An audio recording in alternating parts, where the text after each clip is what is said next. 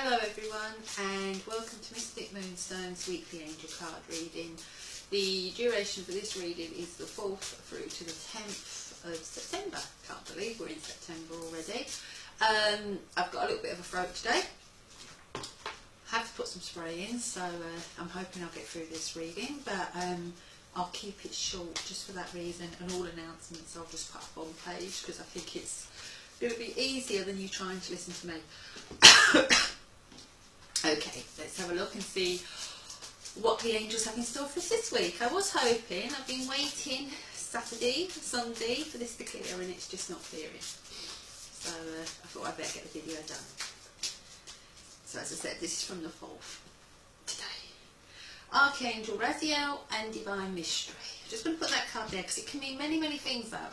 Archangel Raziel is the mystic of the angels, so quite often it's about something intuitive coming in, maybe something linked to a past life, maybe helping you to see a way forward. But as I'm saying, it can go in so many different ways, that card. Okay. The Angel of Clearing. Your time of waiting and confusion will soon be over. So a divine mystery is something, a mystery straight away is something that you haven't had the answers to, you've been seeking the answers to. And the answers will be coming in when you look at that with the influence card, and that's why I felt we really needed to wait and see what the influence card was today. So it's kind of, in a way, you've been in the dark and coming into the light, coming into the knowledge, because remember yellow links with knowledge, it links with the solar plexus, so it links with your personal power, and also the orange is about being impassioned by something.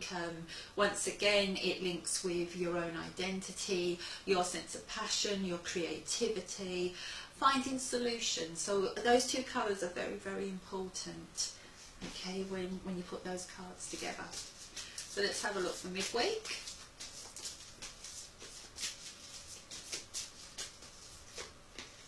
Oh, I think I need this card. We have the card of health. Okay, so possibly telling me if I'd have waited till Wednesday to do the video, it'd have been a lot easier doing it.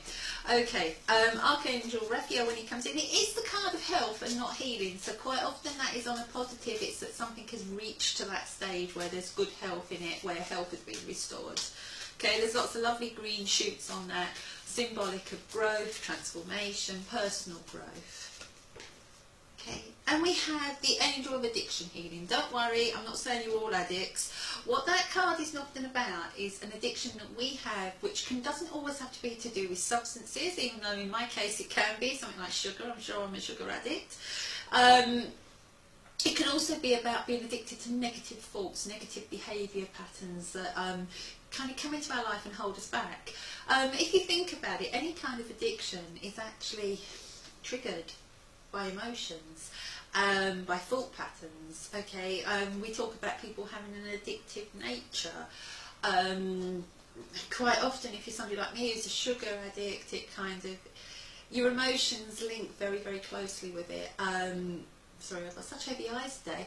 Your emotions link very, very heavily with it, and kind of link in, and you feel down, so you automatically reach for the sugar. It's the same with anything else, And if it's a negative thought pattern, it could be that, your anxiety is kind of tying you in knots. And what I like about this is you have the card of health, but you also have the snakes on here. And snakes are an old symbol of health and healing.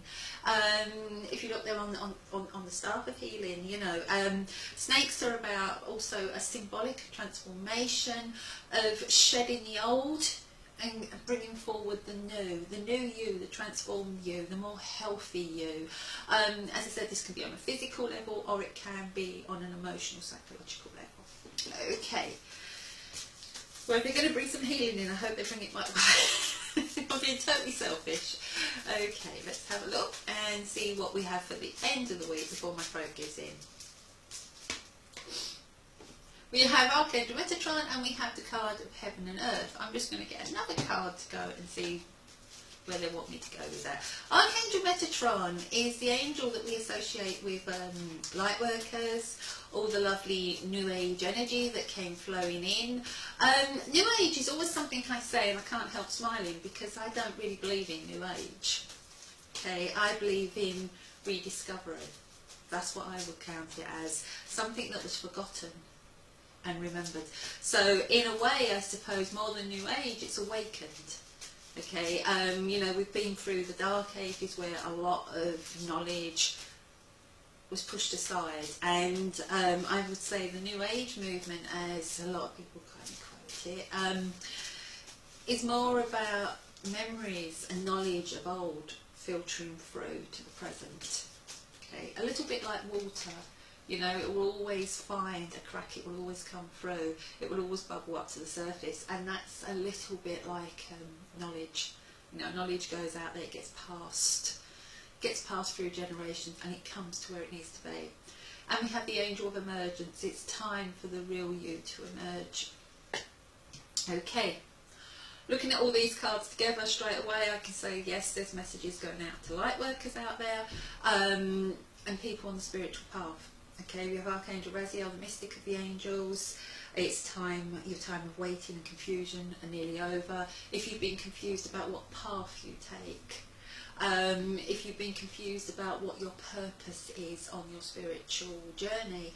And when I talk about spiritual journeys, I don't mean you have to sit here and do this or go on platform. You know, I see so many people working on an intuitive level, in you know, in the teaching profession, in the medical profession, you know, using their gift to help others. And you know, a wise lady said to me over the weekend, and I think she got this quote from a Native American shaman or somebody. She quoted the name. I'll have to look and I'll let you all know. So, but she was wise enough to remember it, and I'm probably not wise enough to quote it. But basically, we need to put more thought into spirit when we think about spiritualism, and less in the ism. It's less about the self and it's more about spirit and what you can actually put out there to help others. Okay. Right, I think it could have been two feathers or somebody like that. She said the name. Anyway, I will let you know later, because I don't like not passing on the correct names. It could even be her guide. I don't know. But anyway, but she was saying we put more into spirit and less into the ism. You know, the ism, the part at the end, is about us, and it's not. It's about spirit, and it's about spirit wanting to reach out and help others.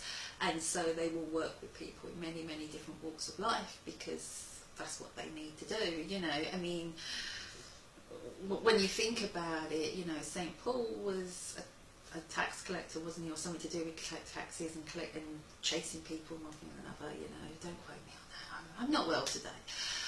But he wasn't considered one of the good guys, and then he had his road to Damascus and basically became one of the good guys. So, you know, it doesn't automatically follow that all light workers are going to be in churches. Okay, some light workers will start off in places that are quite dark.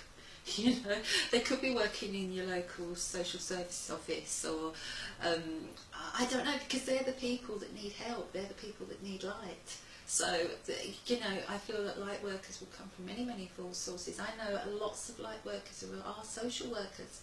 Okay, so, you know, it's in lots and lots of different walks of life, because they need to get out into the dark parts of our world and bring light to it. That's what a light worker is all about. Helping people, and that's what spirit wants to do. So, midweek we have health coming into a situation, getting rid of something you're addicted, an addiction. As I said, it can be to a substance or it can be to a state of mind.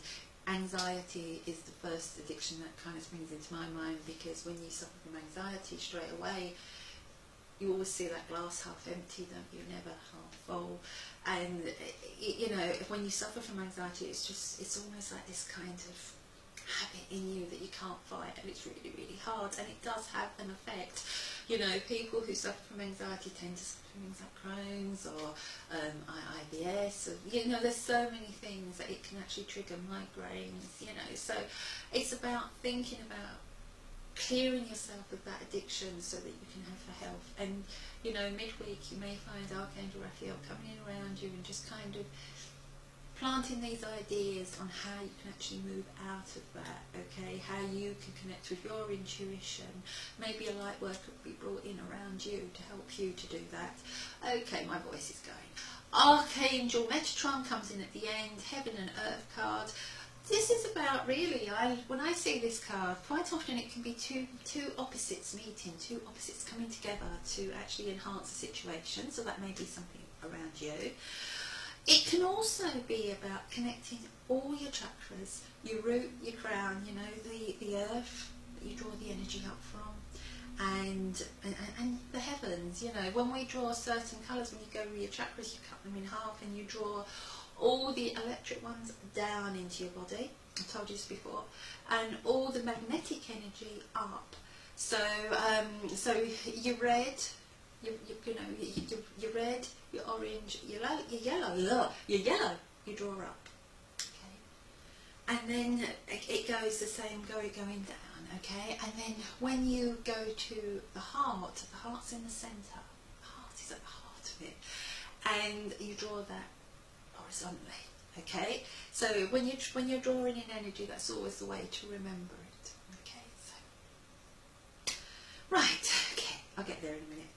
So the last card is the Angel of Emergence. It's time for the real you to emerge, and once again there's lovely butterflies on here. So I really feel this is about, this week, this reading is about letting yourself emerge, no matter what that may be, about personal transformation and about enhancing your life and bringing a sense of health to your life. So letting go of negativity, letting go of fear, letting go of all those emotions that are holding you back, and just allowing yourself to transform into what you're meant to be.